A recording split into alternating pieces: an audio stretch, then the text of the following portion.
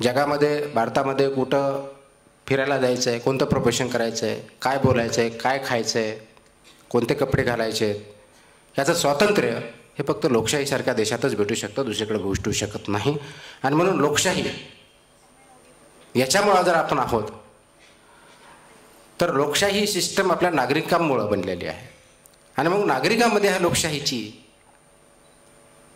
लोकशाहीमध्ये काय भूमिका आहे हे समजून घेणं आणि त्याच्यावरती काहीतरी आपलं जी भूमिका आहे, आपला जो रोल आहे ते पार पाडणं हे अत्यंत आवश्यक असतं. अनफॉर्च्युनेटली लोकशाहीला आपण खूप टेकन फॉर ग्रांटेड केलेलं आहे, जी आपल्याला वारसाने भेटलेली आहे, ज्याच्यासाठी आपल्या अनेक स्वातंत्र्यवीरांनी स्वतःचे जीवन अर्पण केलेलं आहे, खूप इंटेलेक्च्युअली त्याच्यामध्ये कॉन्ट्रीब्यूट केलेलं आहे.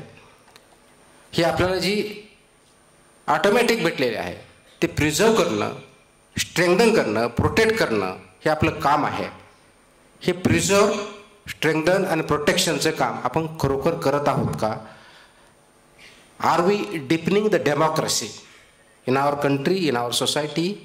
हा खरा प्रश्न आज सगळ्यांना विचारण्याची गरज पडलेली आहे.